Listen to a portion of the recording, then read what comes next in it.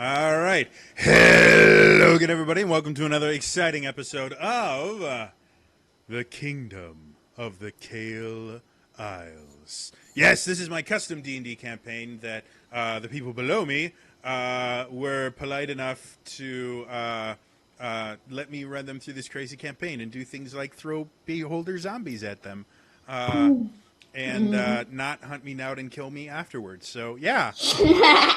And then one of them, I'm not going to mention which one, threw a beholder zombie at me at a convention just because.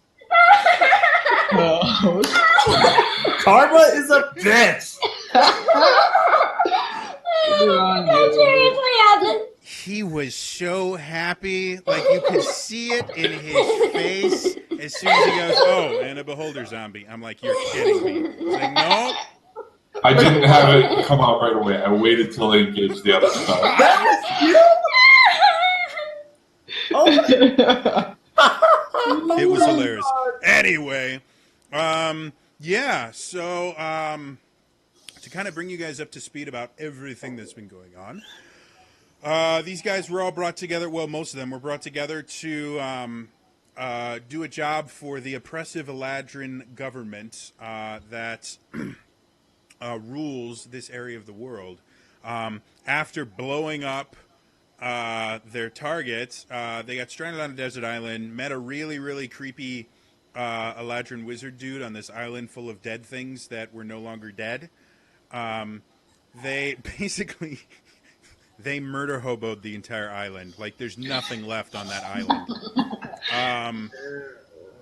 And after they got out of there, they realized that the Eladrin government had gone crazy and was subjugating the entire world significantly more than they had been. Basically, people, anyone other than the Eladrin were either slaves or dead. And so they joined this resistance force. And now they're looking for allies. They are looking for weapons and armaments that can make them powerful, and are basically trying to revolt against this oppressive government and eventually overthrow it. Last week, they went to an island where Avok had some old friends to try and recruit them for their cause. And they met this druid that was kind of raised in the wild and had very few interactions with actual people until relatively recently. And in this climactic battle with the commander of the Eladrin encampment on this island, they were able to kill off the Eladrin, who tried to kill Kata's protector for over a decade now, and then they resurrected Mama, and they all came back to this kind of rebel base that they've created that is starting to become an actual livable place. It started off as basically just a place where people dropped supplies and had some tents in that, and now it's starting to become a little bit more.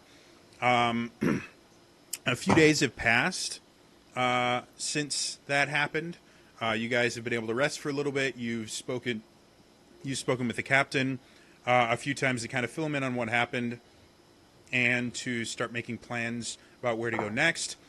But due to some low tide and just the fact that you were a little bit exhausted after everything that you guys have done, you decided to take a couple of days and just rest.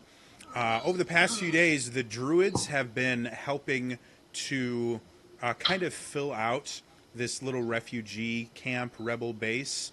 They've been using their druidic power to grow some of the trees into actual living establishments. They've been using that their abilities to increase and actually create little gardens and things like that so that the place is a little bit more self-sufficient. Basically, most of the food you guys have been eating up until now has been salted fish. It's Just that you have an Outlander now. So yeah, the place is becoming a little bit homier. After kind of not really making any plans, but kind of going, okay, well, we have one new group of allies. It's not a huge amount of people, but it's something. And Avok, you specifically spoke with the leader of the new group to kind of see what other wood elven establishments she may have connections with, and made kind of a mental note of other places you might be able to recruit more wood elves to your cause. You guys all decided to go to sleep.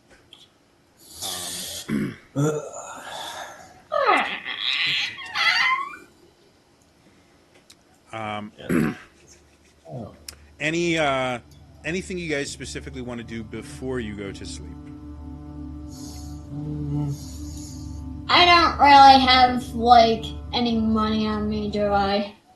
No, We're all but this really isn't kind of a money kind of place. Okay. Anything that you would need would be much closer to bartering for than it would be paying for it, because money doesn't really have a whole lot of use here. Yeah, true. Okay, I have nothing to do. Okay. Well, I was going to be polishing some white objects that I pull out of this big old duffel bag Okay. before bed. But I'm going to wrap that up so that it doesn't make like clanky noises back in the duffel bag. And then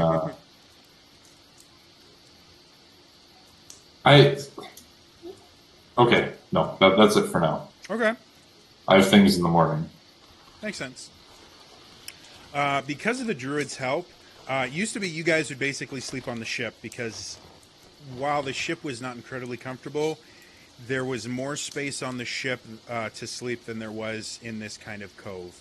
Now that the druids are here and they've been building more hovels, you guys actually have your own little kind of hovel house. It has a very small sleeping quarters for each of you, and then a communal area in the middle where you guys can eat together, make plans, things like that. So you guys do have your own rooms now, though. So as you all lay down to sleep, my blindfold. Damn. what? Did you have something you wanted to do before then? No, I just remember when I had those sleep You masks. forgot his RP blindfold. Yeah. So- Actually, it's a distance from me at the moment, so I'm not gonna worry about it. Okay. So while you guys are sleeping, Fade, you've been having difficulty sleeping the last couple of nights. You toss and turn. You'll have flashes of images that kind of show up in your waking, like right as you wake, you'll have these flashes of images, but none of it really makes all that much sense. Tonight, though, you're surprised. As soon as you hit the mattress, you feel exhausted instantly.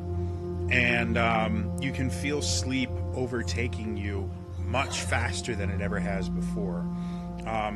And as you close your eyes and you kind of drift off to sleep, you can feel your breath starting to regulate. You start breathing deeper and slower, and the world around you seems to kind of melt away, and you feel yourself almost as if you're floating on water. Very relaxing.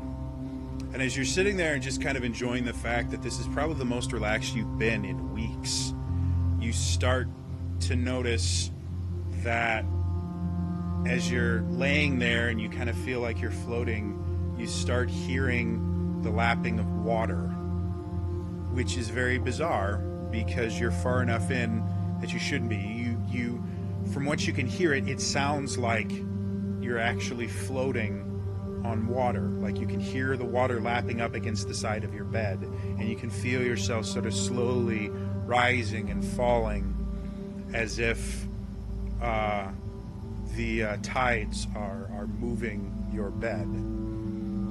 And as you sit there and you kind of focus on this, you open your eyes and realize that you're not in your bed.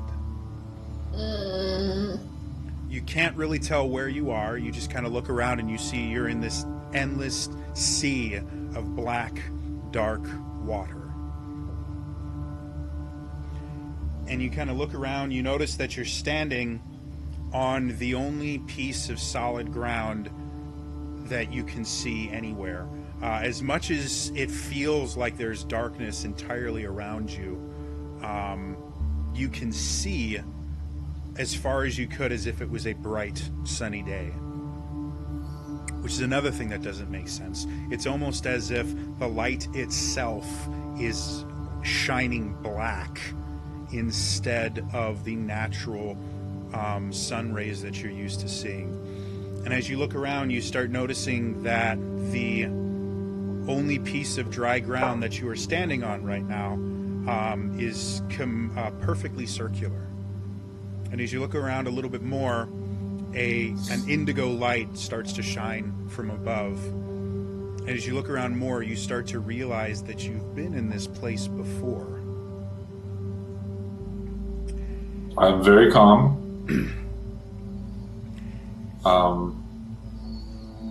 Stop looking around and hit one knee. All right. As I am wont to do. As soon as you kneel down, you feel a very familiar hand rest itself very gently on your shoulder. And you start hearing those whispers that you've heard before. It's becoming more familiar to you now. You're being able to pick out more and more words. But this time the whispers themselves aren't so much a bunch of different words all being whispered at the same time. As you focus more and more and more on it, you realize that this particular time the whispers are just one word being whispered over and over and over and over again. You just keep hearing this: champion, champion, champion, champion, my champion, champion. I think loudly, yes. And as you're sitting there, you feel something kind of grab you underneath your shoulder on your chest, kind of like someone is slowly lifting you up to make you stand up. I stand up and try to look tough. As you stand up, the world around you changes. You're now back in your room, and you're looking at your bed with your body lying there, breathing deeply. You kind of look around, you're in your room. You try to look down at like your hands in that, and you realize you don't have a body. There's nothing standing there. You're just a presence in your own room. You can move around, you can look around, but you can't interact with anything. You can't really do anything other than kind of observe. What would you like to do? I don't need to know anything else about myself, so can I pass through? I'd like to try to pass through the door. The door itself, you pass through very little resistance. You can tell that you just walked through something. Okay. But you make it through. You're now in the kind of communal area of your little hut. You can see the table where you guys eat meals and plan things in front of you. You can see the 4 makeshift stools that you guys use. Remnants of the dinner that you guys ate last night are still on the table. So I can see this. Am I able? Are my other senses present? Can I smell? Can I hear? Yes. You can smell things. You can hear things. You just can't touch anything. Okay. I'm going to assume that I'm not making noise being a present, so I'm going to listen for the next loudest thing. So as you sit there and kind of look around and concentrate specifically on your ability to hear things, you can hear a very strange sound from outside the hut. You have no idea what it is. You've never heard it before in your life. So So in this room that I'm in, I don't have a body. Do I have? I want to try to cast light on something in the room. As you sit there and you go through the motions that you're used to doing to cast light, nothing happens. Okay. I will try to drift outside then. Okay. Further away from my body. Again, very strange sensation as you pass through the door, but you are able to do it. And as you come outside, you see the glowing figure of a woman. She's glowing so bright that you can't really look at her directly. You have to kind of look to the side and put your hand up. But she's glowing with this deep indigo light.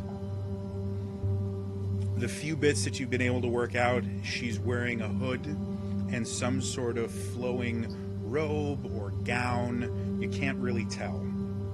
But she's standing there, looking at you. Oh boy. How far away am I? Relatively close. Like as soon as you pass through the door, she's about 20 feet ahead of you. Just waiting. She doesn't look aggressive or anything. She's just standing there waiting. You start hearing the words, "Champion, champion, my champion," whispered in your ears again. I can't speak, so I'm going to think or try to communicate somehow that I wish to know what she wants me to do as her champion. And then the figure grows dark. The light stops shining. You can actually look directly at this figure. It's a bizarre experience for you because while the light is no longer hurting your eyes and preventing you from it, you notice that if you concentrate on this figure too long, your eyes start to hurt and your head starts to hurt. But you see the figure just reach out a hand towards you. I imagine taking it. And you now notice as you kind of will yourself to take her hand, you notice a spectral glove form out of nowhere. And then you watch it kind of trace up, and now a spectral version of your body has appeared. Okay. And as your spectral body grasps the hand of the woman, the ground drops out from below you, or so you think. After kind of acclimating yourself to what's happening, you realize that you are flying higher and higher and higher, and you can see your little hut getting smaller and smaller, and then you can see the island itself in the archipelago that you guys have chosen getting smaller and smaller. And then you can start seeing the other islands. You can see Corin's Island, the vast, massive island that it was. You can see the castle where he was below you, thousands of miles away. You can see the Platinum City and the upper city floating, hundreds of feet above the lower city and the outer city. As you can see there, you can see in the center of Kael Isle the giant mountain range that surrounds the center of the island and has been declared forbidden for generations. And as you look, before it becomes too out of focus, you can see something in the center of that mountain range, some ruins or something that you were unaware existed there. And as you finally stop, what seems like miles above the surface, the figure holding that you are holding their hand points down to the center of Kael Isle, to those ruins that you thought you saw.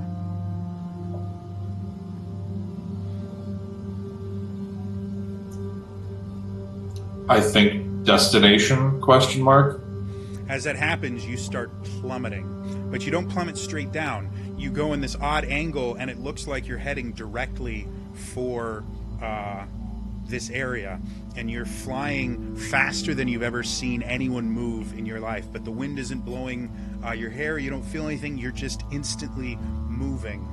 And as you get there, You also start noticing that the Kael Isle itself is changing. You can see the Platinum City. You watch the upper cities change slowly and then faster and faster. You watch the upper city slowly sink down, and then you watch the Platinum City itself slowly shrink and unbuild itself until it's a very small settlement. And then you realize the Platinum City looks very, very different. You can't see the Platinum Sheen anymore, but there are these towers that you've never seen made out of stone and rock. You can see orcs traversing around in where the Platinum City used to be. As you get further and further, you go and you watch this ruined area start to build itself. You start seeing the pillars that had fallen over start to straighten themselves. You start seeing walls that had been destroyed and eroded by time slowly build themselves back up. And by the time you are standing in the area that you saw, you're in the middle of what looks like a massive temple. You look around for any sort of holy symbol or anything, you can't see any. But it's obvious this place has a very specific purpose. I'm going to pose 2 questions. Okay. Past or present? When you And say then, when okay. you say the word past, you get a very strong feeling that kind of runs through your body, a warming sensation. And then yours? You don't get anything. As you sit there kind of standing, you start noticing these ghostly figures have started to appear out of the ether. And as they walk around, they become more and more solid, and you start realizing that these are the people that live here. You can see a lot of them have orcish figures and features. That's the word I was looking for. Orcish features. Having seen half-orc slaves and having dealt with a few orcs in your time, you're very familiar with them. But you also see wood elves walking around, smiling, conversing with the orcs and half-orcs with no problems. You see a few humans wandering around, having no problem. And you can see in the middle of this place, there is this large oval-shaped something. You can't tell what it is. You've never seen anything like it, but it shines with the most pure and beautiful light that you've ever seen. And standing in front of it is a woman. The woman herself is wearing dark blue armor, and at her side she carries a rapier. And as you kind of, for whatever reason, you can't really stop staring at this woman. And as she turns around, you noticed emblazoned on the breastplate of this armor is the holy symbol that you yourself have chosen to carry underneath your armor. And people seem to speak to her and treat her with relatively high regard. And just as you're getting familiar with what's happening here, kind of a flash of light happens, and you can see the world has changed. You don't know exactly what, but the temple itself has holes in the walls. You can see that the kind of silver oval-shaped object is now radiating this red, almost evil energy, and you can see very clearly to you Eladrin running around, destroying everything in their path, destroying walls, murdering the orcs you can see there, and the wood elves and the humans. You can see blade singers coming through and just demolishing things, and you can see in the middle of everything is that woman that you saw fighting valiantly, going taking down 6, 7, 8, 12, 14, 20 Eladrin all at once, being able to defend, and finally you see she becomes slowly overwhelmed. And you watch her breathe her last breath as she lays down, and the rapier that she was holding cracks and shatters, and you actually watch her spirit leave her body. Can I try to go to the spirit? Go for it. I'll walk over there. Your name? She kind of looks around. She doesn't seem to be really looking at you, but she looks right next to you, kind of through you almost, to the figure that brought you here. And you hear the words, "Milady, I failed you."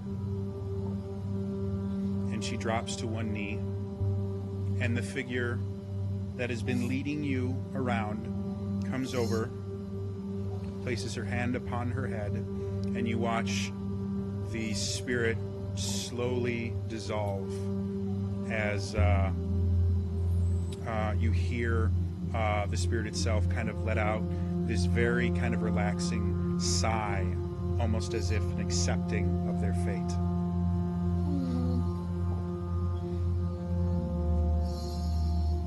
I would like to move past that to the red oval, or the oval that is now red. Can I discern anything about it, any details? As you look at it, roll me a history check.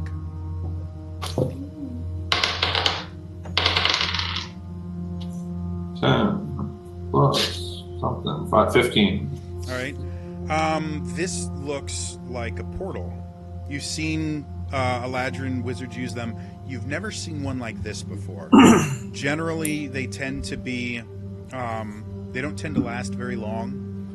You've never seen one that's stabilized to where it's just kind of a fixed point in space, because it requires an incredible amount of arcane energy to do that. This one, however, as you look through it, you see something completely bizarre to you, something you've never seen before. On the other side of this portal, you can see these giant beings of fire and lava hurling huge fireballs at what looks like scores of Eladrin below. You get the idea that wherever the other side of this portal is, it must be at a relatively high vantage point, because what you're seeing is happening hundreds of feet below you, possibly off a cliff or something like that. As you kind of watch more, you see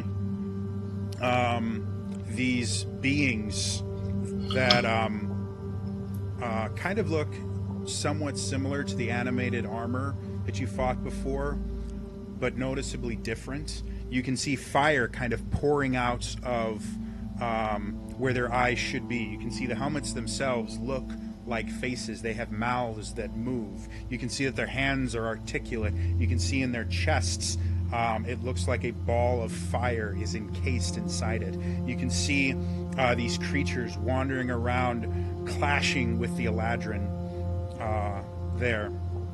And as you look closer, you feel a hand on your shoulder again. Very familiar to you. You kind of glance over and instantly raise back up into the sky, through the roof. As you raise higher, you can see the temple that you were just in. Looks like an explosion happened in it. You can see what will eventually become the ruins that you saw previously. And then you watch the temple rebuild itself and then get smaller. And then you start seeing creatures actually building the temple in reverse. And you raise higher up and you can see...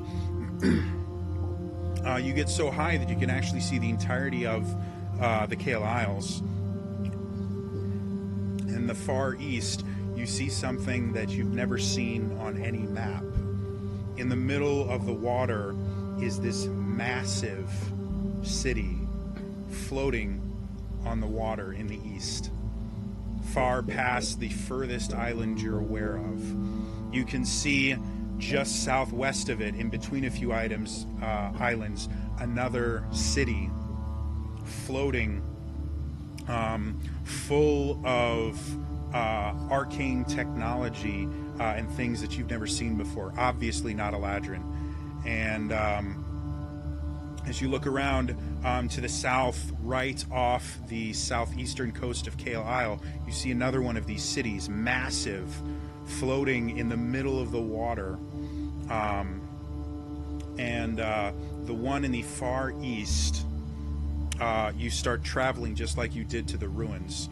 And as you get there, you notice that the island, Corn's Island, you travel right over it. And you can see the city there. The kind of decrepit city that you saw before is bustling with life. And as you pass over very, very briefly, you see these red and pink-skinned people all living there. Most of them have tails. Some of them have horns. They definitely remind you of song. And you fly over it, and as you get to the city, you can see inhabiting this city are thousands, if not tens of thousands, of dwarves. And you're taken through this city, and you go through all the various halls, and you eventually come to probably the largest anvil you've ever seen in your life in a shop. And you can see this dwarf with this incredible, intricate hammer walking around. You can see in this room, you can see holy symbols for every deity you're aware of lining the walls. And as you get there, you see a figure of a woman in dark armor without a weapon by her side. And as you kind of go around, you see the symbol of the Dark Lady emblazoned on her breast.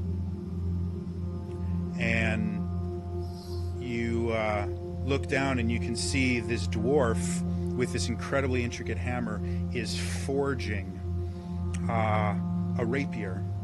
And you can see the rapier itself is dark, made out of what looks almost like obsidian.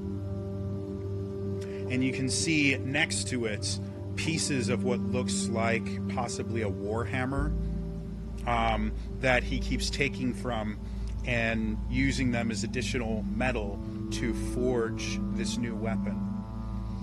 And after he plunges it into this oil the final time, he takes it out and kind of places it on the table in front of this woman. And as she grabs for it, you see the woman that's been leading you to all these places walks over and grasps the hilt of it, and you watch power flow into this weapon as the woman in the dark armor picks it up and sheathes it, says a quick prayer to the Dark Lady, and heads out.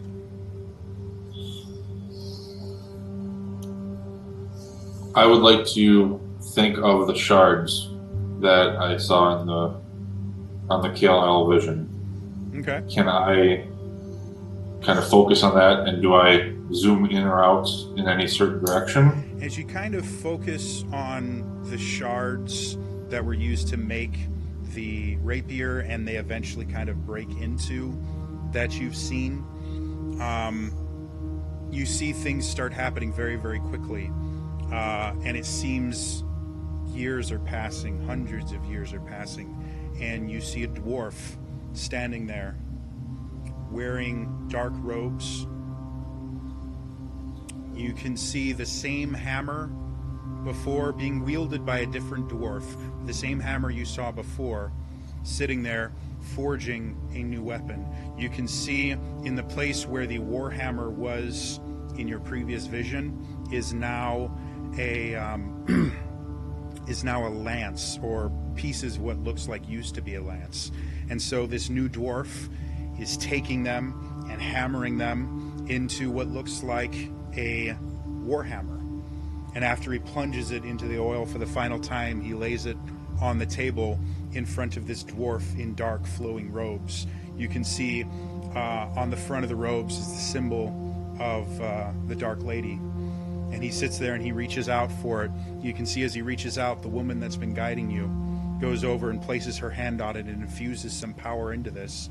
You see him pick up the warhammer, sheath it, make a sign to the Dark Lady, and leave. I would now like to think on the crafter's hammer. You kind of watch as time keeps flowing backwards. You can see it looks like this weapon that is used by these people who bear her symbol is basically reforged over and over again from the shards of the previous weapon into the new one using this hammer. I straight up ask the Dark Lady, where is the hammer? And she points to the room that you're in right now, and you watch you raise up, not quite as high as before, but high enough that you can see the entire city. And again, you watch hundreds of years pass, and you do see the city itself. You see explosions and things like that. You see Eladrin ships come by. The city is attacked and sinks underneath the ocean. And then she points down. And this was the eastern large city? Yep, the one in the far east. And there was a southern one, like past where Draconis is? Not quite that far south. About the same... like, basically, this one is northeast of Corin's Island, just barely north and then to the east. The other one is, if you go from the southern tip of Corin's Island to the east. Okay. I understand. Is there anything else? You see the woman shake her head, and then you are instantly back in your bed. It doesn't feel abrupt or anything like that. It's probably the easiest you've woken in a while, where you just kind of open your eyes, breathe deeply, and you're home. Just reach under the armor, grab the holy symbol, and just nod my head.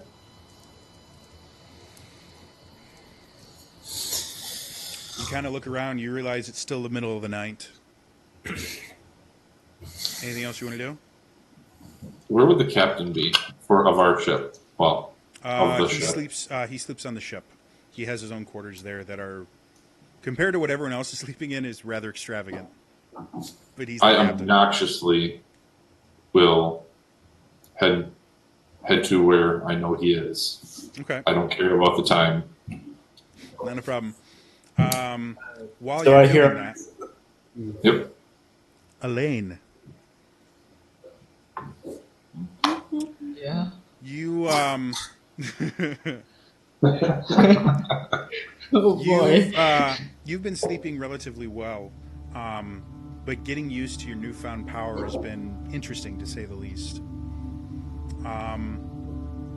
In the middle of your sleep, you suddenly wake up when you feel a very kind of strong breeze tussle your hair and everything, which you find very bizarre in your very small room that you currently have, that a breeze this strong could wake you, could even reach you, to be honest. And as you open your eyes, you realize you are on the top of a mountain, and standing in front of you is your Dragon Master. My Dragon Knight. It has been a fair amount of time since we last spoke.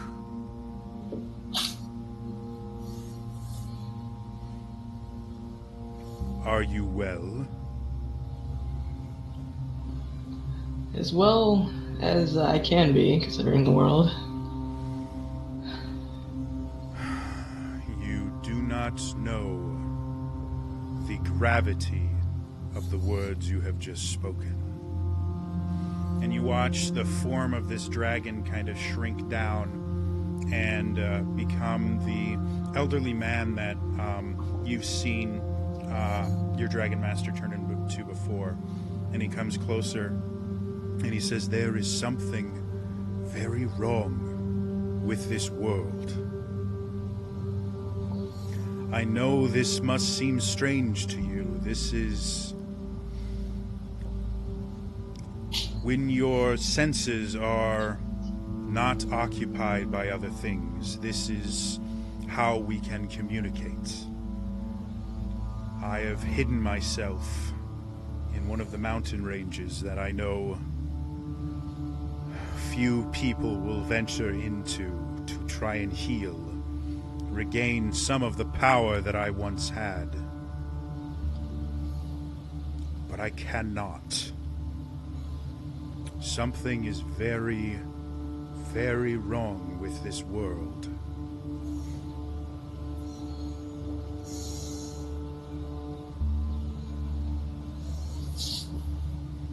What would you like to do?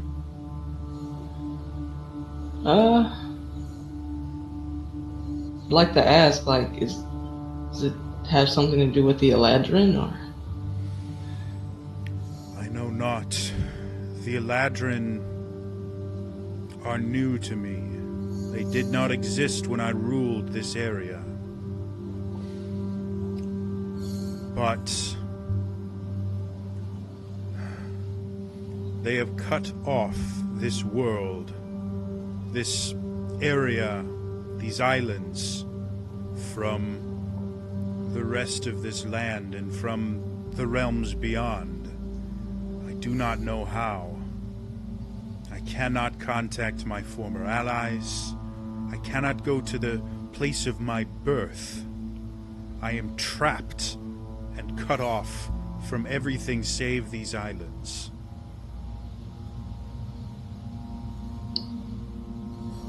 Where exactly is this mountain right now? Is it on Kael? I am unfamiliar with what everyone calls these places, but this is the largest island in this area, in my former kingdom. There is a range of mountains that houses a temple to a very ancient and powerful entity. The temple lies in ruins, but the mountain ranges themselves are safe for a being of my power. Even in my weakened state, none of the fauna dare come near me.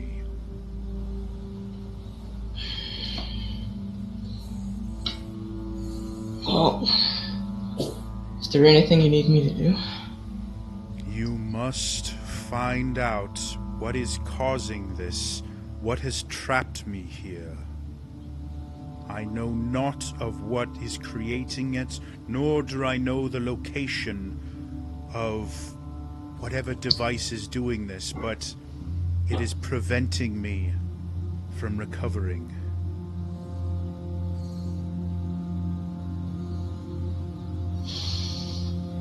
There are realms beyond this one, realms of magic, realms of the elements, realms of shadow, the 9 hells, the heavenly planes. They are all gone. I cannot reach them. I cannot contact my allies there. We are trapped. And it should not be this way.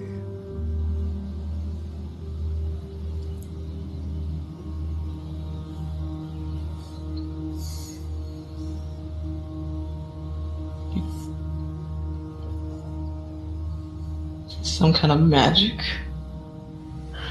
I have never known anyone who wields the art so completely they could cut off entire realms. But due to the fact that the Eladrin are new here, it must have something to do with them. Go to their cities, talk to their leaders, find out what has been done to cut off this world from the rest of existence, from the rest of this world. There are lands far to the east where dragons roam free.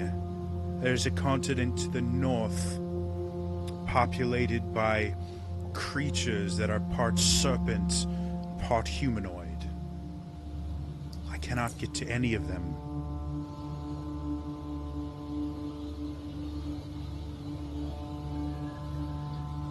To the east and to the north. Alright.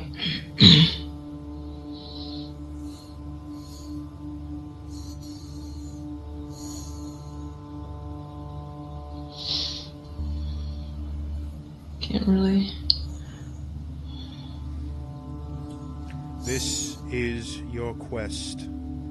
Find out what they have done to my kingdom to separate it from everything and destroy it. Do you understand?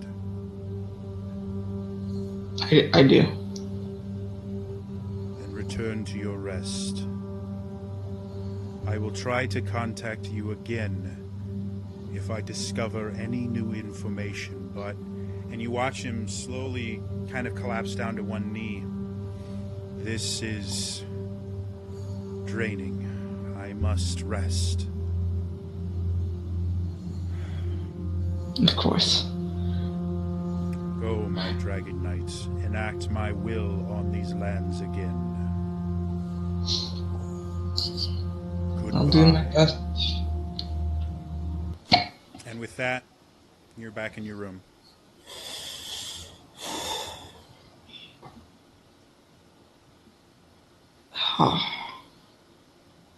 Is it still night? Yep. As you're laying there, you hear some movement outside. Sounds like footsteps. Kind of heavy, fast footsteps. You hear a door open.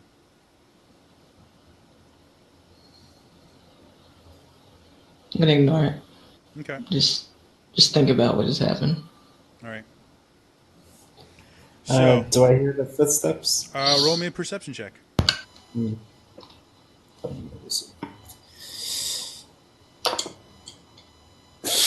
You're kidding. 7. I'm asleep. You're asleep. All right. Fade. You have no problem getting to the ship itself. You notice that there are people wandering around doing various tasks.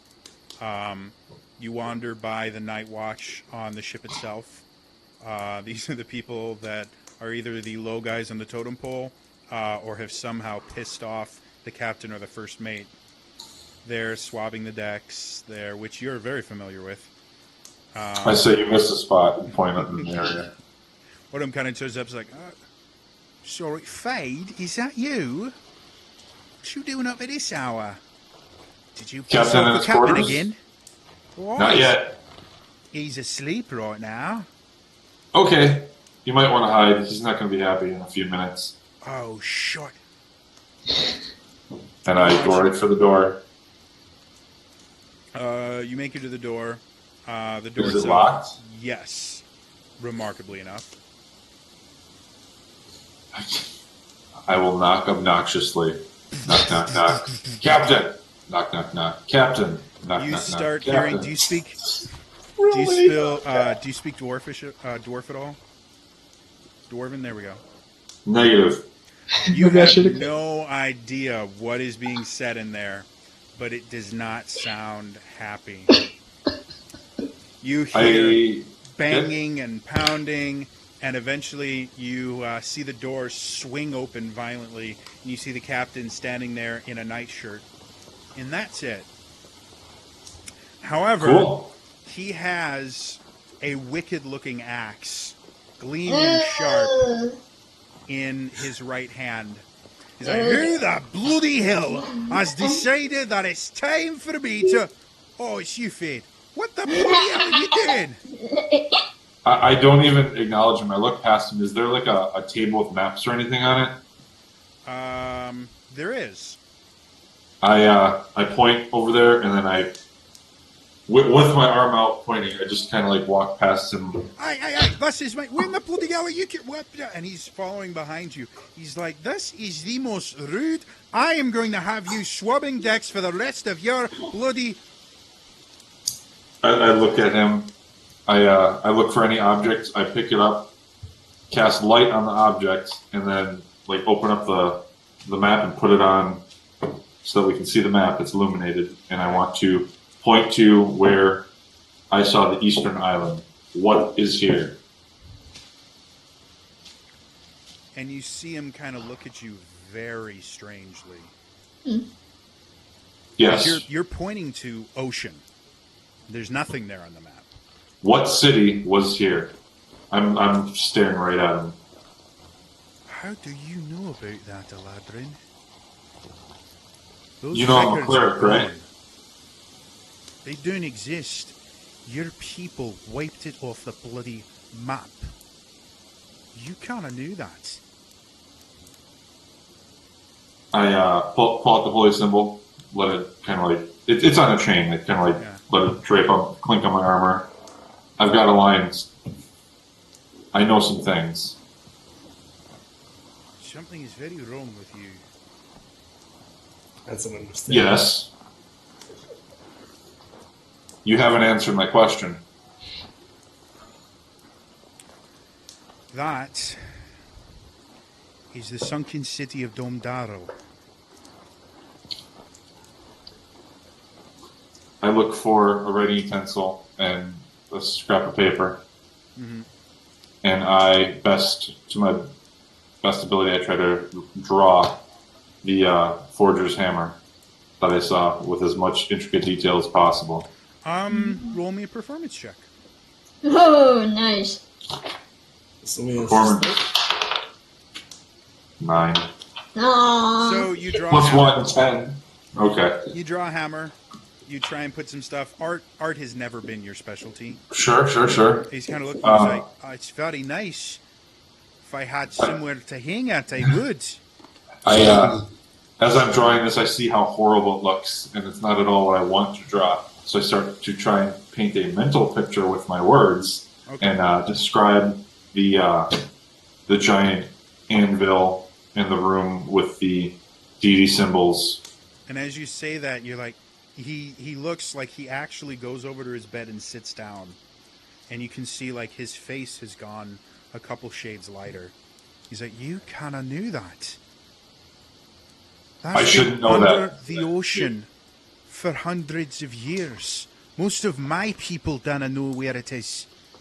You've described it perfectly. What are you? I'm an Eladrin, but tap the holy symbol. I'm on a mission from someone who's been around longer than your city even.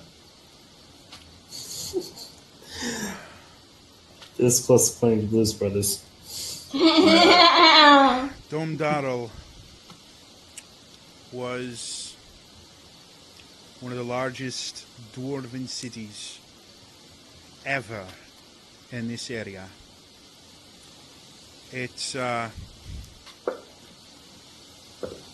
people called it the Forge. The greatest, most powerful weapons in all the lands were forged there. Dwarven made swords that could cleave through shields like butter. Dwarven made armor that could stop entire armies. And in the center of the city was known as... It's called the Soul Forge.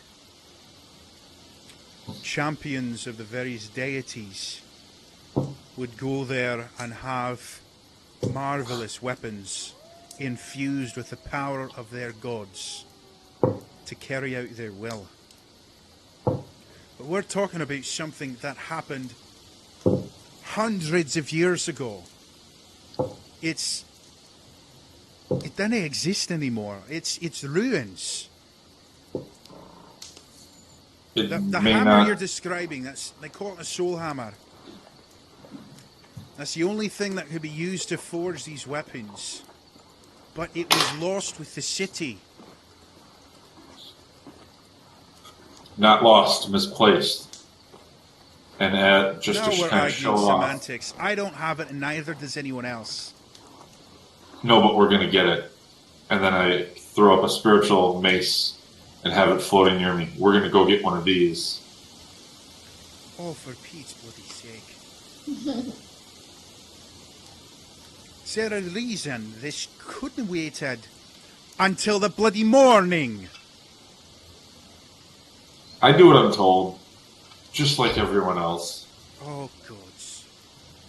Exactly, on the nose. Yes. You know what? You were about this close to meeting your chosen deity. So what do you want to do about this? I can't go through the water. I can't go under it. I travel on top of it. I know that, but have you, in your travels, come across some means of traveling underwater? I know this ship can't do it, but have you even heard of something that would let us? I know there are passages after the dwarven city sank. There were passages carved out to get the few survivors out of there. That's where all of us dwarves came from. Aye, we used to all live in those cities until your blasted people went and destroyed them all. We could, like you said, none of us were around. I didn't do it. we could try and find one of those tunnels, but Dom Darrow it's in the middle of the bloody ocean. There were no survivors from that one. I mean, we can look. There's islands around there. But beyond that, I don't know what to tell you. I say, all right, that's the first thing we needed to talk about. And then I move my little glowing object and put it in the middle of the mountain range in the Kael Isle drawing. Do you know what's there? Aye, it's bloody mountains. Can't you read the map? Okay, thanks. And then I walk out without another word. And you hear walk like away. muttering as you walk away. He's going to be swabbing the deck for so long. Rest in peace. I snap my fingers and make the light turn off as I close the door. You get the strange feeling that you have not made a new friend today. Oh no. What's a friend? I'm an Eladrin in a world of just murdering bastard Eladrins. Okay. So, Well, speaking of making friends, grab my duffel bag, jingle it a little bit, walk off the ship. all right. Anything else you want to do? You want to go back to sleep? I'm good. Sleep. Okay. So, the rest of the night passes without too much issue. Kata, you are the first to wake up, just due to the fact that you're used to waking up literally at the crack of dawn. The sun was your alarm clock. Kata's had a good sleep. It's the first time you've slept in a bed for a very, very long time. The rest of you guys wake up. You find Kata in kind of the middle room. What would you all like to do?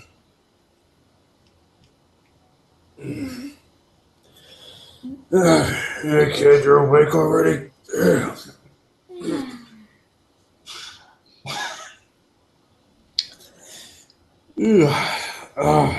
Alright, what's for breakfast?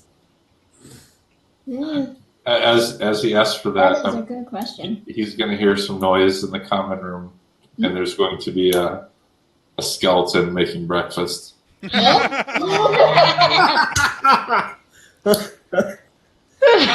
guys come out, generally, like to cook anything, you have a fire pit just outside the door. So your skeleton would be outside if it was preparing for it. It would probably be outside preparing. Sure. things. Sure. All right. So you guys wake up. You hear the jingling of bones, the clang of metal and of wood on metal. You kind of look out the door and you see this skeleton cooking up something. You have no idea what it is. It would smell really good if it weren't for the fact that you also smell rotting skeleton. No, I boiled this skeleton when we first got back to the island, and I polished the bones. They're very clean. Oh, Get okay. Cleaned it up. So This is a very sanitary. His name is Durfla, which is Alfred Well backwards. played. Durfla. So you see Durfla standing there. You can smell fish and what smells like roasting vegetables. Nice. Fade. What did you do? I didn't do anything. Someone has been nice enough to make you breakfast, and it brings him a plate. So What what is it again? Durfla? Yeah. Durfla comes in with a plate of.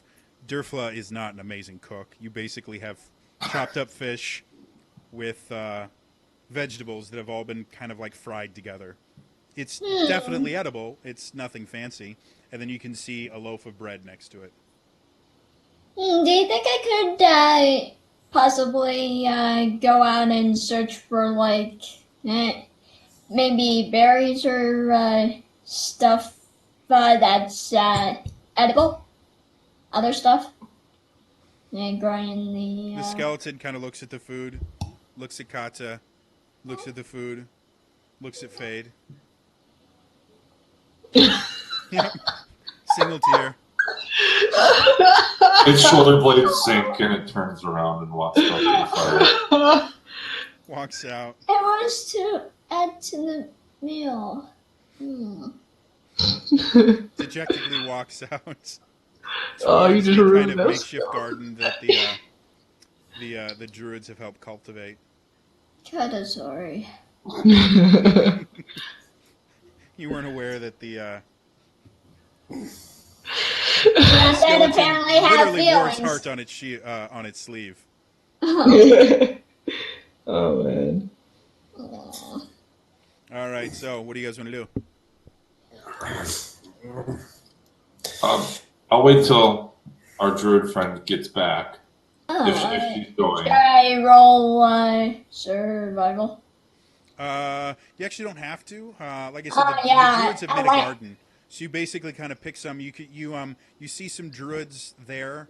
As you pick a few berries and things like that, you watch them. One of them come over and just kind of touches the ground near the plant that you picked them off of, and you watch new ones grow. Nice. The druid's kind of a guy in his like late 20s, early 30s, kind of just nods to you, goes back to tending the garden. And I go back to them. With the berries something to add to our breakfast. Fair enough. And Cat grabs a fish and starts chowing down. Avok, go ahead and roll me a Constitution save. What? Oh no. At least that's a save I can live with. Unfortunately, the dice have decided differently. 9. Good. So as you're sitting there, you watch Avok just kind of shovel a portion of this fish and vegetables into his mouth. And as he's sitting there chewing, you see him kind of make this weird face. You hear this crunch. And Avok, you've just realized that Durfla, or what's his name? Durfla. Durfla, there we go. No. Durfla didn't debone the fish. Oh no. I thought it was going to be one of his Did I, fingers. Oh, did no. I, It's just fish bones. He literally took a fish, chopped it up, threw it in, and as I you know kind of take I'm it out, perceptive. you I know kind I'm perceptive as hell, but did I notice this at all? yeah, just because Avok was the first one to kind of chow down, Oh, thank God. you would have noticed it rather quickly. It's not dangerous or anything like that. It's just not quite as appetizing as it could be. Right. You really Yeah. need to step there and to cook. I'm gonna try and take my time to debone it. As you eat it, like fish in general is not incredible. Like as you eat it, you just kind of pull the bones out. It's not an incredibly difficult thing. It just makes it slightly slower to eat. If you've never had fish that hasn't been deboned correctly, the first time you realize it is a very interesting experience, and then it's just kind of annoying. So you guys are able to eat. It's a relatively good meal. The vegetables themselves seem particularly flavorful, especially the fresh fruits that Kate brought. It's very infused with flavor and life. Kate, because of your druidic heritage, you're used to food tasting like this because you've used your abilities before. The rest of you are not. Druidic magic is forbidden or looked down upon, depending on which city you're in. So you've never had druid-grown food. I'm into it. It's good to me. So I'm going to just kind of look at my skeleton buddy and say, so you guys know that, like, this isn't really, like, my power. Like, I get this from someone else, right? You understand how the whole cleric thing works? No. Have you heard the good word? Oh, gosh. Would you like a copy of Watchtower? What is a watchtower? So, I'm So trying as to they play all- out to my intelligence while I can. so as they all try to backpedal out of the conversation, I just say, well, I got some instructions last night. Oh. I'm not hallucinating. This is real, just like he's real. This is a thing. I talked to the captain already, and you know those underwater or underground dwarven cities with powerful artifacts and whatnot we were talking about before? Yeah, we do plan to hit them up, but we need somebody who can move around water. No doubt, no doubt. But I have a direction now, so we know where to go. And I might have a way in. All right. I just kind of explain. I'm not going to tell them like the whole thing. I just want to tell them what the city is, the parts that I saw, and relay my conversation from the captain as far as where we might look to find those escape tunnels to Domdoro. I'm sorry, what? Yeah, that's what they called it. No, I didn't pick it. Okay then. So that's a thing that we can do at some point. So that's on the table. Not saying we need to go now. It's just on the table. Yeah, but if we do need to go underwater, I could prepare a spell on the day we do have to go, just in case. Okay, I like it. That works. Out of character, is there like someone that's in charge of this island? Is it the captain who's more or less setting up, or was it like One Eye? There's really no like leadership on the island. It's a refugee camp. We're Okay. all this together. The captain obviously is in charge of the ship, which is where anything that's not located on the island comes from. Okay. One Eye has kind of been in charge of like keeping the supplies where they're supposed to be. He's kind of been like the quartermaster type thing. Okay. Obviously, remind me of her name again, Avok? Solania. Yeah, Solania is the leader of her people. and so she deals with them and kind of leads them. So it's basically like each different group of people has someone that they kind of answer to. Okay. I would like to propose to my group now that although we're getting comfortable here, we have to be prepared for worst case scenarios. So I want to talk to the leaders and take in input from you guys. Whether we can somehow conceal this place better than the druids are doing, or have some kind of escape plan in place so that we don't just. Right now, all our eggs are in this basket. We can't let it fall.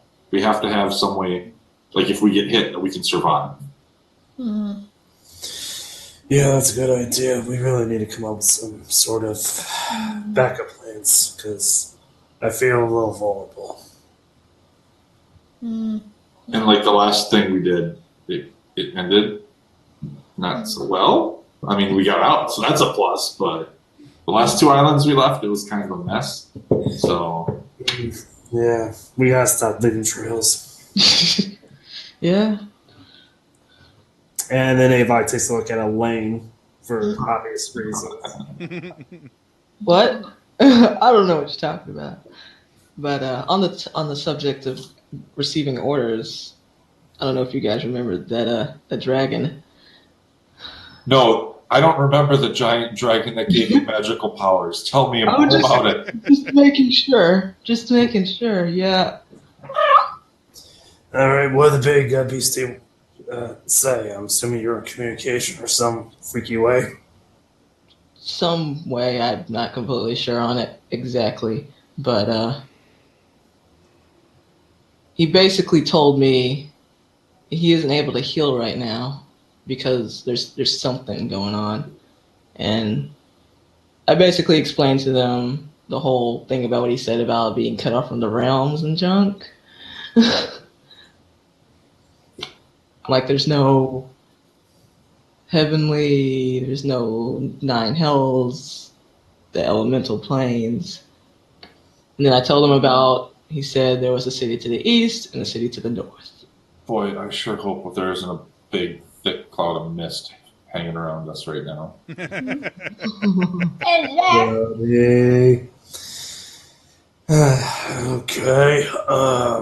So, from what I'm gathering, regardless, we need to deal with. I'm sorry, Faye, but your people have really fucked shit up. Yeah. Aye. I pretend I didn't hear. No offense, but Mm.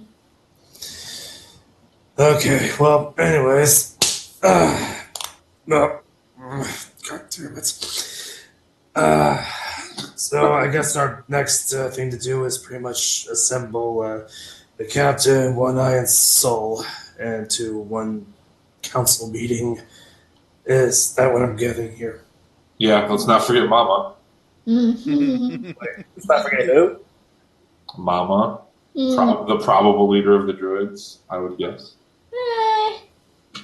Oh, and she's not a druid. Mama's just a cat. Yeah, Kata's she's a a freaking cheetah. You've never seen her change shape. Yeah, okay. She is a natural cheetah. I Sorry. redact the druids. Let's get them on this too. They would technically listen to Soligny. Okay. Then yes, That's right. you are Avok. That is a great idea. Let's do what you want to do. Not an incredibly difficult thing for you guys to kind of get them together. They had kind of been planning on getting everyone together anyway within the next couple of days here to kind of plan what the next move was. So within about 30 minutes to an hour, you guys are all sitting in the captain's quarters on the ship around that large table with the map that Fate is already very familiar with. You notice that the captain refuses to has positioned himself as far as possible from Fade. I smile and wave. Just evil looks in his direction. I feel super rested, right? Because I was super Yeah, relaxed. All right. you're fine. Like Rick's you're great. super happy and just waving at him. Hey, Captain. Good morning. He keeps just like pawing the axe on his hip. It's going to And he kill goes, you. "All right. So At you've some got point, us all together. Surprisingly enough, everyone else was allowed to sleep through the night. Apparently, you're most important. Sorry, what? What did you so say then? what did you want to tell us?" Who wants to speak? Me, Fake. Go for it, big guy. Okay, guys. So, this is what we're looking at here. Right now, we are pretty much a ragtag group of revolutionaries. Hi, who you calling ragtag? I'm bold and beautiful. Oh God. And no one's denying that, I guess. All right then, go on. Anyways, now with the addition of Soul and her people, it does help our numbers just a tiny bit. Right now, we are still our asses can get handed to us at any moment. So we need to start planning on backup plans, Plan Bs, some way to make this a more fortified area, Look, and also. to be perfectly honest, the reason that we're here is this is probably the most fortified place beyond the Platinum City. There's one way to get in here, and that's navigating that treacherous shoals and reefs and things like that. Even if they were to figure out how to get in there, they have to come through that area. Everything else is surrounded by mountains and wilderness. Like we're relatively cut off from the rest of the world here. That may seem the case, but if I recall correctly, they were able to sink a city. So what's to say they can't figure this out? Aye, but they're able to do that because the city wasn't designed to float. They just bombarded it with fireballs until they broke it. We're talking about mountains. They would have to drill through mountains to get in here. I'm not saying you don't have a bad idea. I mean, let's shore up our defenses and things like that, but we really are very well hidden from them. I didn't think they knew about this area.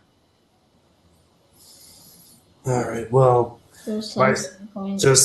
I think we should be cautious and not assume that we're always going to be safe.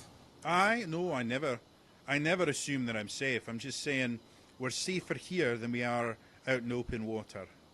Fair Unless enough. you have other specific suggestions of what we should be doing here.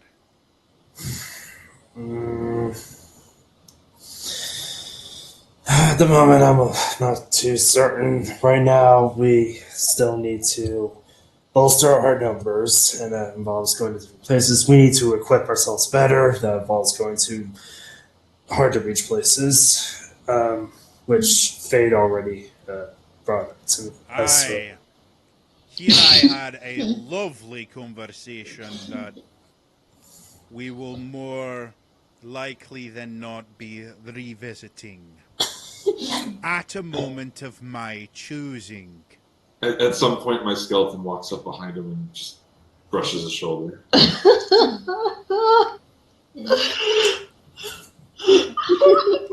Make a dexterity saving throw for your skeleton.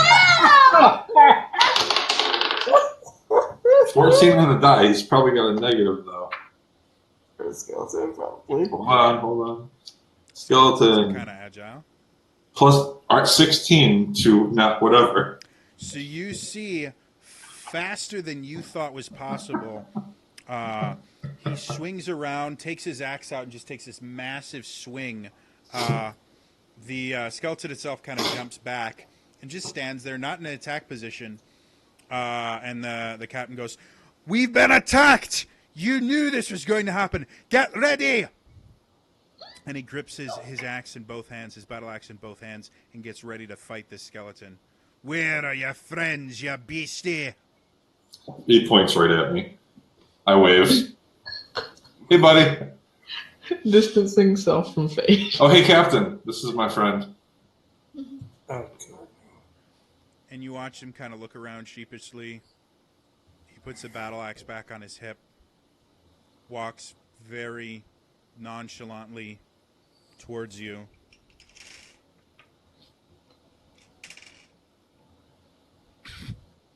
Oh dear.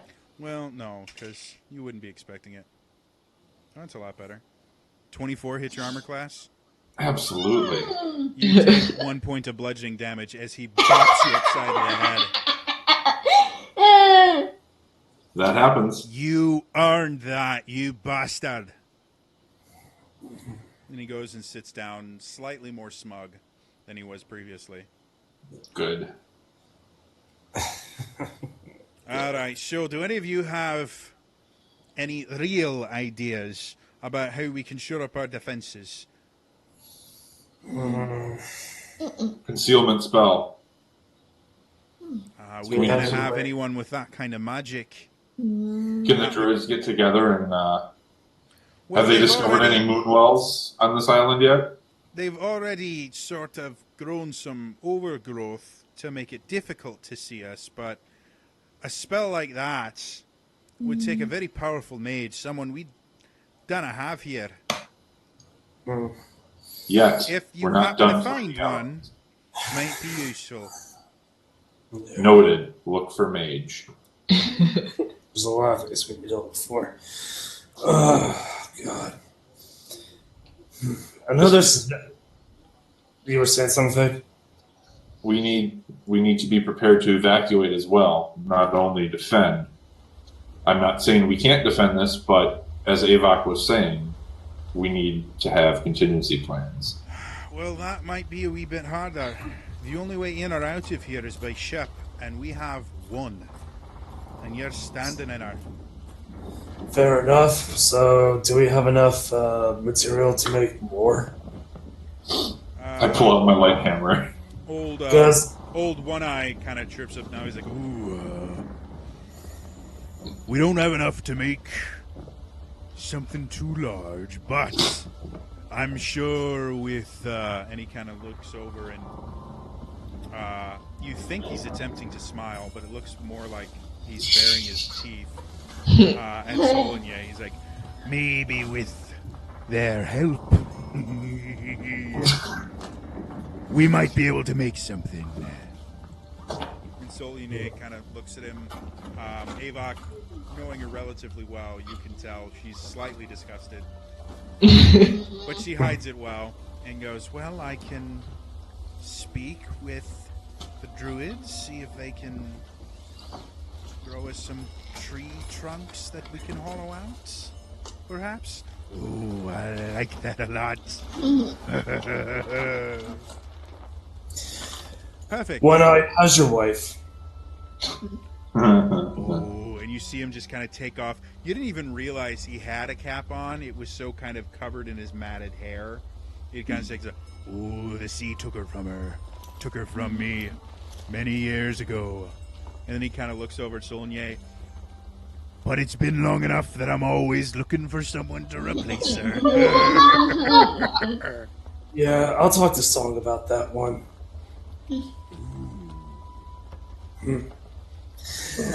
Anyways, okay, so yeah. I get the feeling that given how much water is around us, that a ship battle might end up being a thing, so we need to prepare for that too. No, we kind of fit more than maybe, like a ship my size. And she's relatively a small one, that's why she's so fast. A ship this size can barely fit in here. One of their galleons, the most we might have to deal with as far as something coming through here is bombardment from a single ship onto the dry land, and they'd have to get through my ship first. Kind And to be honest, we can get out of the range of their magic and ballistae without too much difficulty. We just move further back into the island.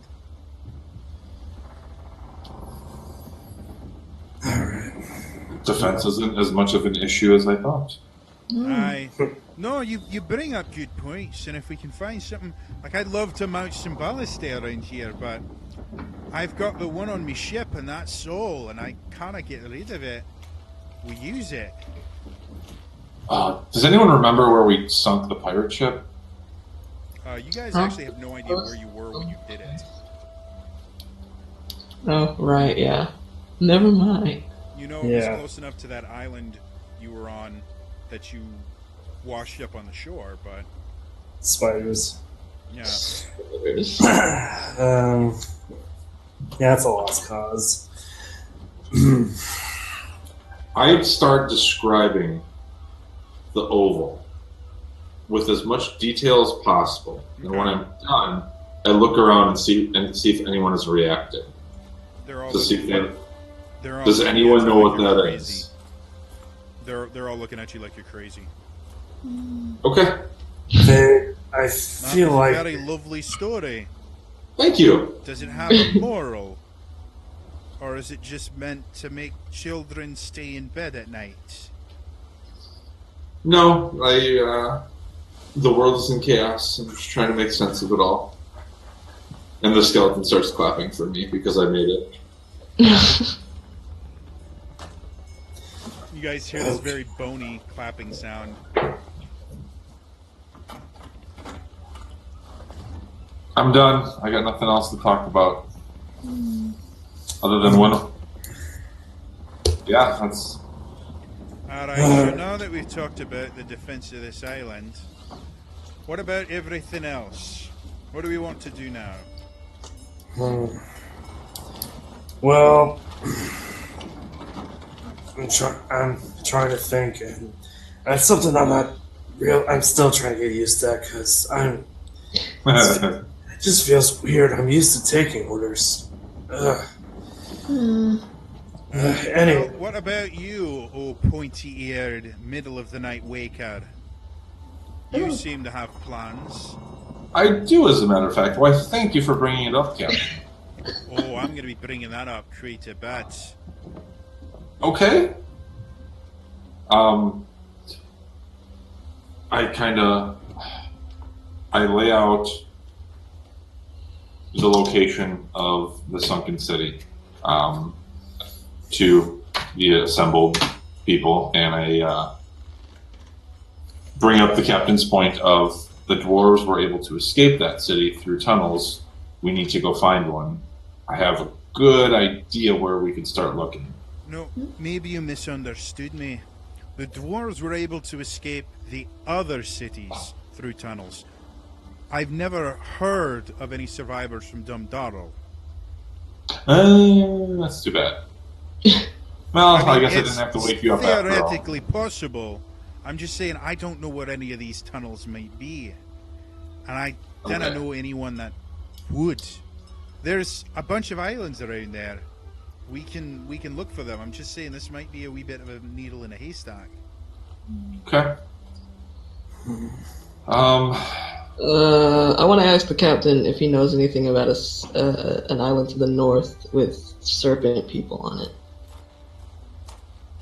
Not something I'm aware of. Farthest north anyone has ever been in hundreds of years has been Ordonye. That's as far north as anyone goes. Beyond that's just endless sea. Alright. As far as we know. Yeah. My head hurts. Anyways. It's like Okay. I'm grasping at straws right now. I really want Draconis, but we're not ready to make a good impression yet. Oh no. I know that would go over really well. Just wander into Draconis. Solonier kind of looks at you and goes, "Really? Avok, I thought you were looking for more Wood Elven allies. You're thinking of going to the Dragonborn." Well, so we're kind of looking for allies of any race, except for the genocidal one that's trying to kill us all. Present company. Of course. Well, you're either absolutely mad or a genius. Knowing you, Well, Avok, I tend to lead a little bit more towards the former. well, I'm not really angry at the moment, but okay. Lovely. Anyway, well, I have a few small ships. Nothing the size of this, but I can send a few of my rangers off to see if they can contact some of the other Wood Elven settlements we're aware of. However, I sincerely doubt they will agree to join us without first meeting all of you. Alright, well, And I can make introductions, but we have been hunted by the Eladrin for generations. None of us are going to willingly uproot ourselves and live a stationary life.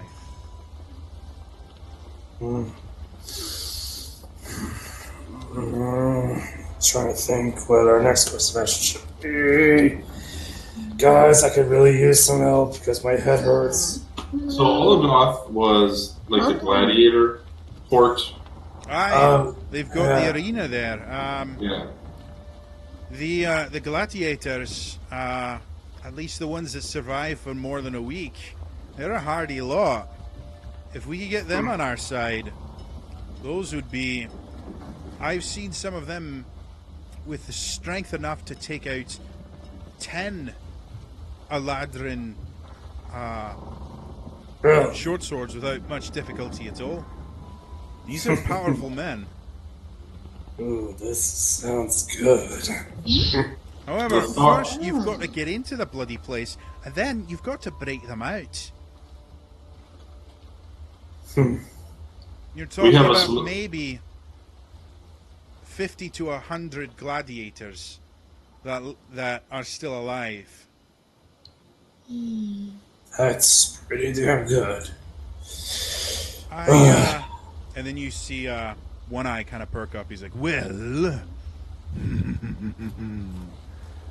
I happen to have a friend who just happens to run the arena in Olgoth. If you'd like, I could get you a meeting with him. He works for the Eladrin, but he doesn't like them. I think we're still in the Allies part of our mission. I think we need to do that. Yeah. Okay. So, saving. When you're ready, I'll give you a trinket. If you show it to him, he'll know that I sent you. Sounds good. You may be forgetting just one teeny little fact there. You have to get into the city of Olgoth. The city itself, the arena is in the center of the city, which is populated by Eladrin. Hey, Avok, I have an idea. What? Remember the whole handcuff thing we tried on the last island? Oh, God. You could be a gladiator that I'm bringing in. Perhaps you're not aware of this yet, Fade. They've marked you for death. Unless you can disguise yourself somehow. I'm a fan of that mark, though, so I'm not too concerned. Right, maybe I should rephrase myself. Any Eladrin that sees you is going to try to kill you. They're not going to believe you're one of them anymore. I suppose that didn't work last time. Especially not in Olgoth. Olgoth is a major city. They've probably got posters of your face splattered across the walls. I mean, I'm open to suggestions in that, but I sincerely doubt Fate will be able to pass as an Eladrin anything beyond an Eladrin corpse.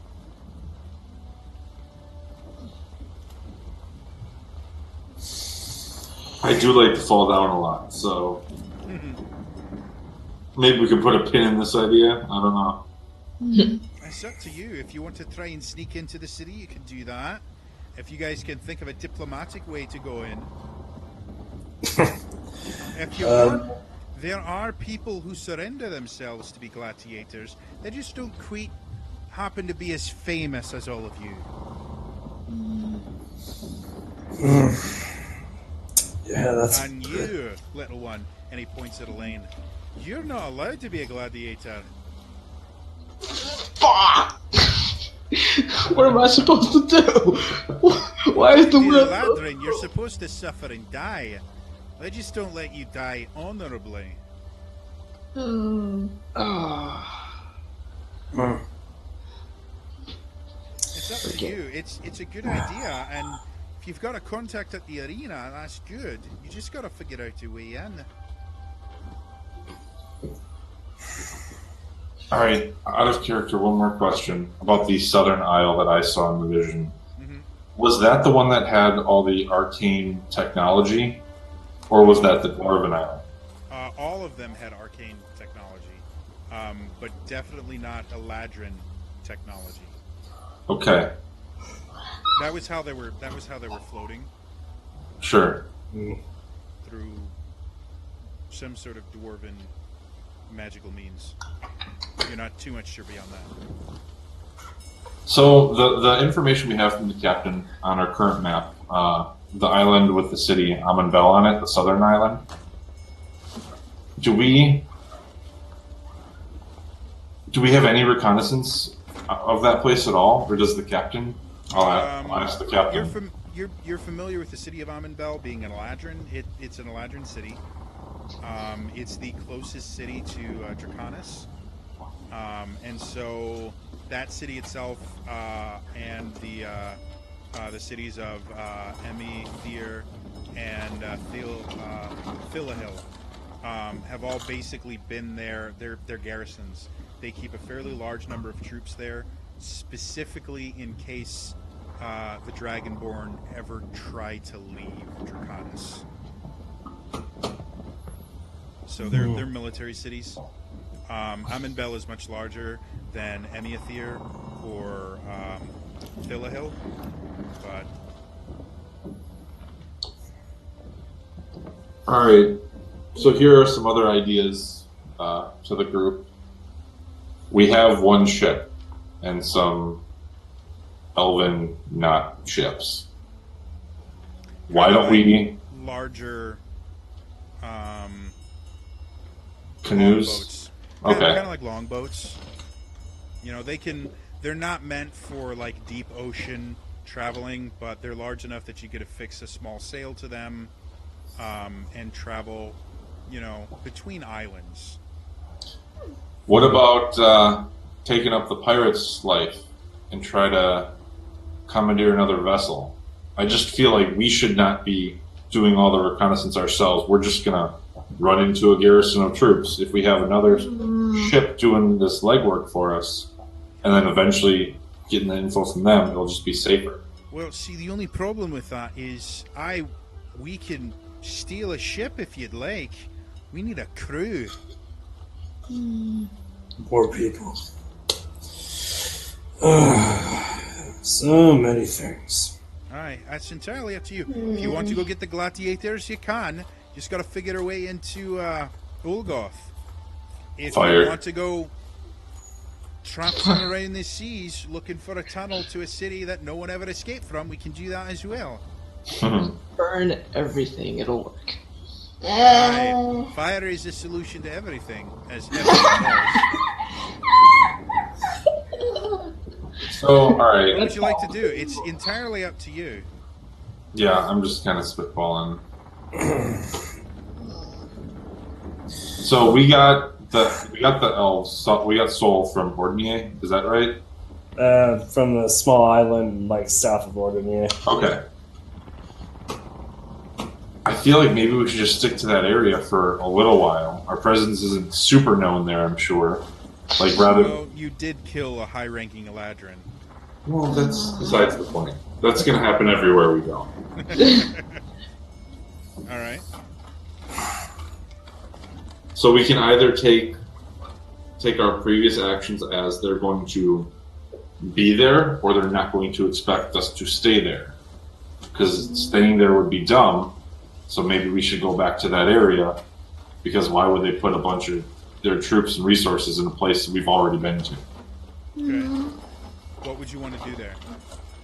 Find more people. I mean, I don't have any friends anymore, so I'm just looking anywhere we can. You do know Soligny basically, like anyone in that particular area that's not dead yet, would have come with Soligny.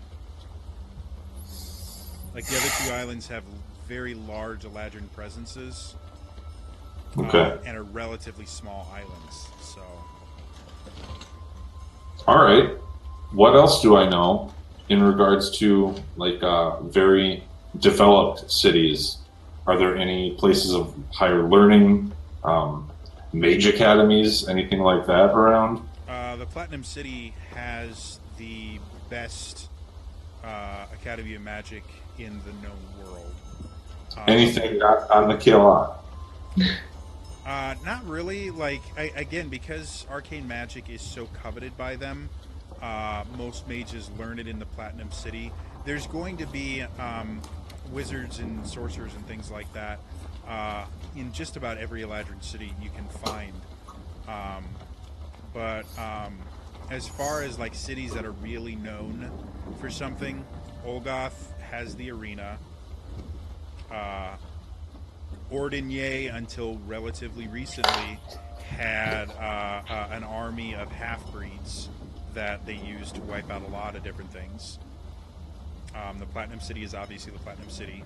Amenbel and the southern cities are garrisons to keep the Dragonborn from coming out. And then the rest of the cities are, they're cities. Generally, they're there to keep the population in check. And now that the Eladrin are kind of conquering the world and enslaving the world, you can generally assume that anywhere around a major Eladrin city is going to be bereft of anyone besides slaves. So after talking in this council meeting, I'm just going to say, now that this is all out on the table, I think maybe we should try to find a way into the Sun City. They don't even know it's there. From my intelligence, I don't know how we're going to get there, but we're not going to find a way to get there sitting here. Alright, if that's the way you want to go, I don't got a better place to go. We're talking about the other side of the Kael Isles. It will take us a good week and a half to get there, though. If you're okay with that, I'm fine. Like, I still like Olgoth, but that is on the main island. I don't know if we're ready for that. That's where I want to go, but Well, you want to sneak into, and this is when Soligny speaks up. She's like, you want to sneak into an Eladrin city. My people have done that before. They've never quite done it with anyone quite like you. And she kind of pats your heavy armor. The best ways have always been to go in under the cover of night, stick to alleyways and off-roads, and enter and leave very, very quickly. I mean, you're welcome to attempt that. There are sewer systems, especially in a city as large as Olgoth. You perhaps might be able to use something like that. It's entirely up to you.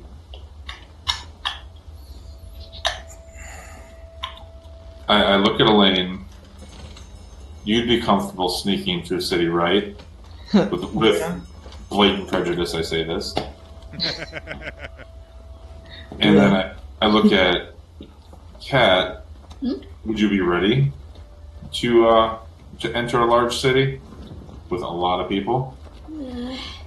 Or would you feel more comfortable having a little bit more time getting used to us?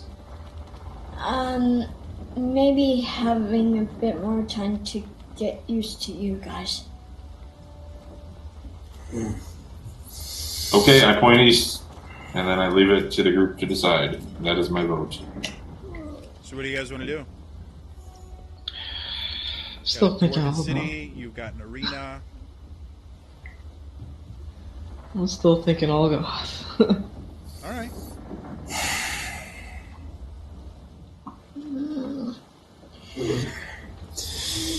Alright, I'm trying to see if I can pitch in something. Well, I do like the idea of Olgoth. I feel just not there yet. We need to better equip ourselves because I feel like we're gonna be pretty much going into one big fucking oven. So we're gonna have to deal with that some way. I think we need to find equipment. And while we're gone, Sol, you said you can reach out to other elven settlements. Yes, they, as much as the Eladrin like to think that Kael Isle is theirs, there are quite a few wood elven settlements. They are mobile, but they are there, and there are a few smaller settlements on some of the islands without Eladrin presence on them.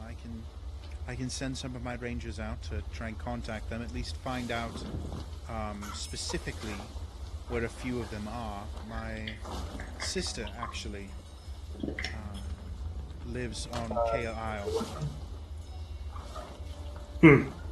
This is new to me. Since you have a sister. Well, we haven't spoken in 7 years? Much longer than I've known you, Avok. Well, clearly. I escaped from Kael Isle many years ago, and unfortunately, the Eladrin refused to transmit my messages to my sister. It's the most remarkable thing. Noted. Alright, well, Captain, you said this was like a week and a half's travel at most. A week, maybe a week and a half. It's the other side of the world, basically. Well, according to Elaine, apparently there's more out there that we don't know. Apparently not. What I'm saying is that the Kael Isles, we are pretty close to as far west as you can go before you're on Kael Isle. We're talking about the far east here. It takes a wee bit of time to get there. Okay, And unfortunately, we'll be fighting some currents to get there as well. alright. So, if you can, like, maybe, if it's possible to have a representative from each of those different settlements come here for us to meet and take a week. What would be a good time for us? How long do you think it would take for us to get back, guys? Because Or I'd say give it at least a good 3 weeks to a month. If we're deciding to go to Dondoral, That is I a long cannot time. tell how long it's going to take for us to find a way into the city, unless y'all are really good at holding your breath.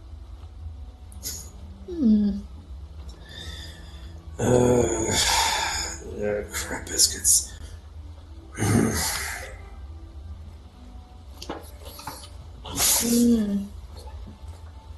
Alright.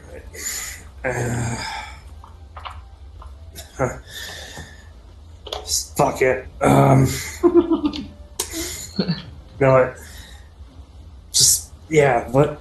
I still think I still like the idea.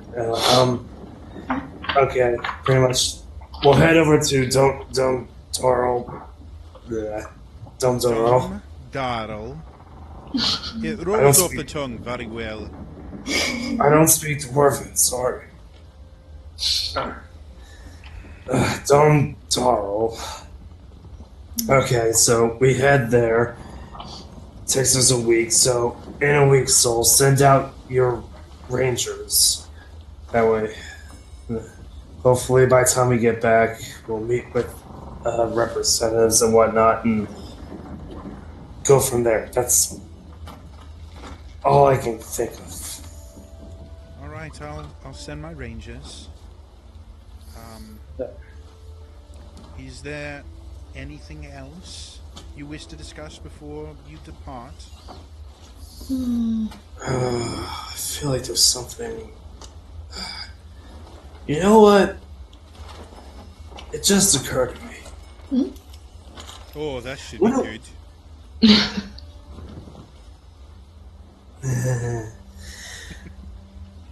What do we call this place? What do we call ourselves?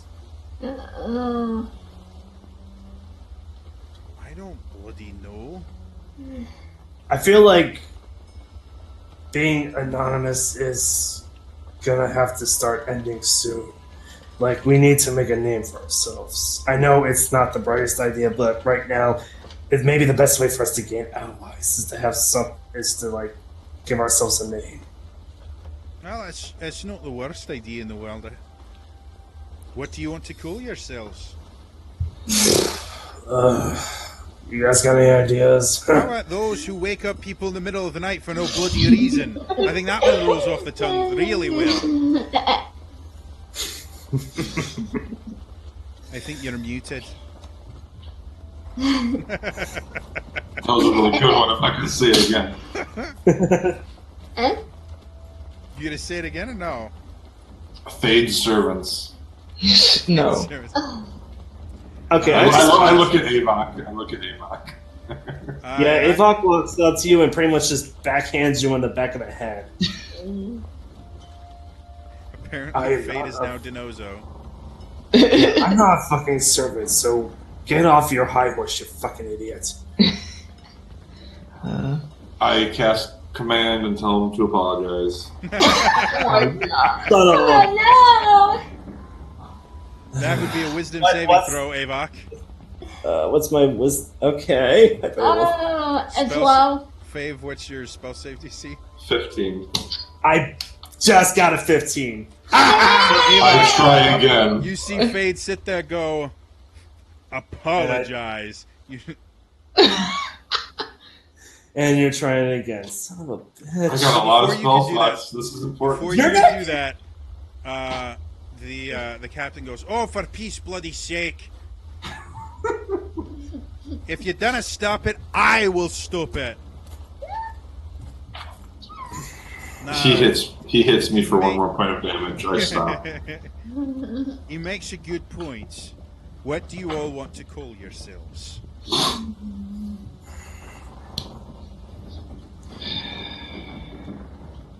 Name creation. What was the pirate we went after the first time? Black Heart. Hold on. I wrote that down. That's like the only thing I wrote down. Perseoladrin, I don't know. It wasn't a ladron. Black Scourge was the name of something. He was known as the Black Scourge. Ooh. Platinum Scourge. No. Come on.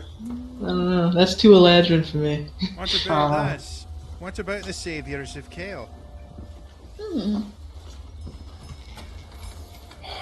I feel like a savior. The Eladrin have done nothing but persecute and destroy this land in general. I think saviors of Kael might whack.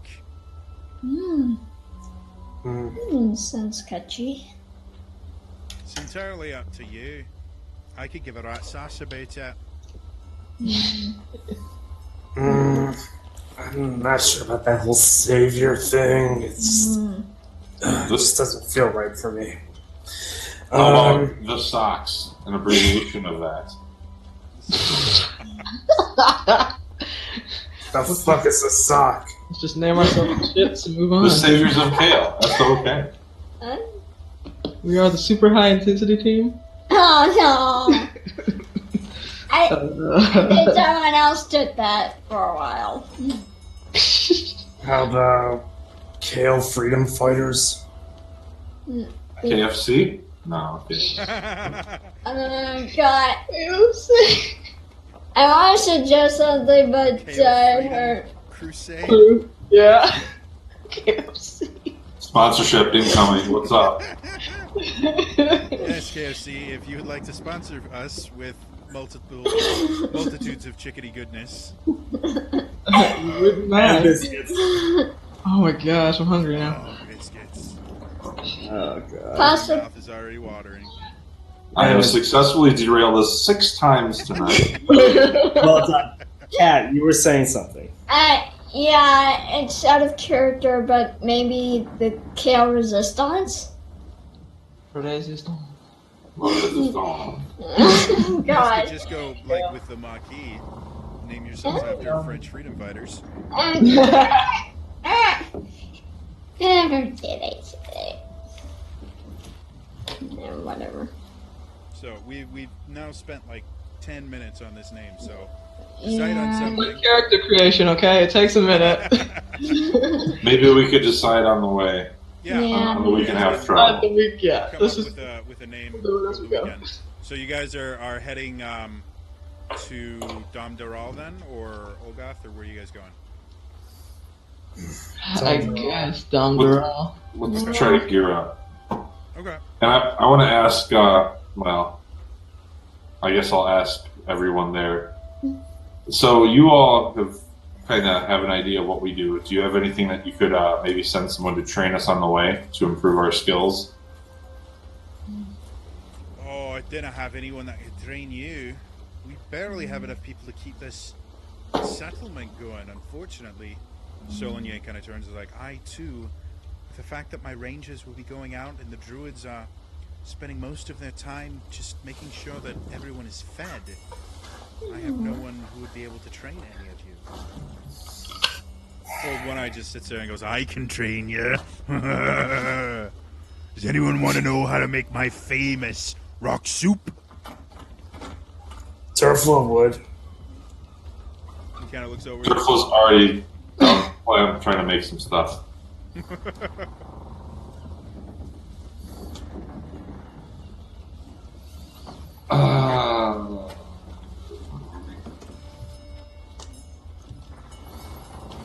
Yeah, I'm.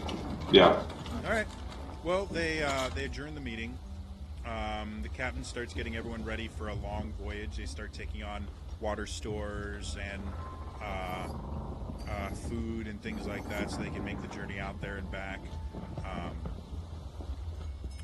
Do you guys have any prep work before you go out there?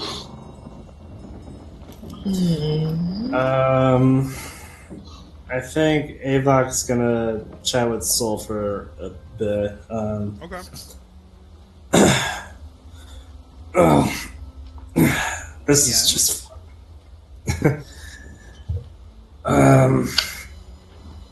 Well, just I don't know.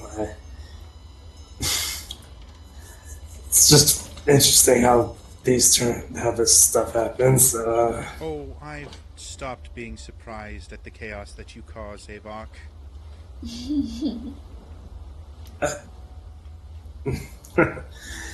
Regardless, anyways, just are you gonna be one of the people going out looking for others, or will you be here? No, I feel my place is best served here, guiding the remainder of my people and coordinating our efforts from here. All right. I guess I'll be out there having fun. Anyways, yeah, just take care and make sure just everybody meshes well together. I feel like we can't And afford she, to. as you're kind of babbling on, she kind of puts a hand on your shoulder. She's like, "Don't worry, Avok. I've survived in much worse places than this. I will keep everyone safe until you return.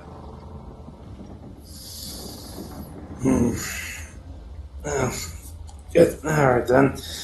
Bye. And Ava just walks off. All right. So, any other prep work you guys have? Not before we leave. Okay. I'm good. It takes basically the remainder of the day for them to load up enough supplies, and they decide that the best time to leave would be under cover of nightfall.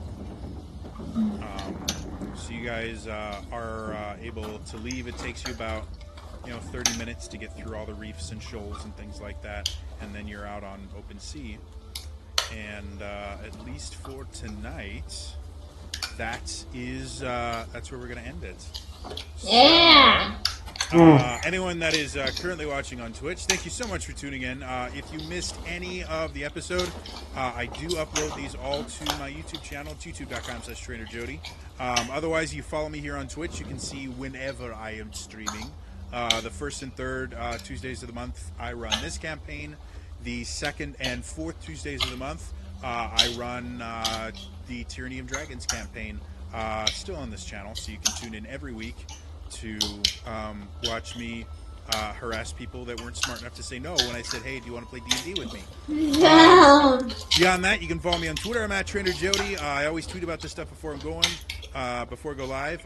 But beyond that, thank you so much for tuning in. That is all for me today, and I will see you guys next time. All right? Bye-bye. Bye. Yeah. Mm.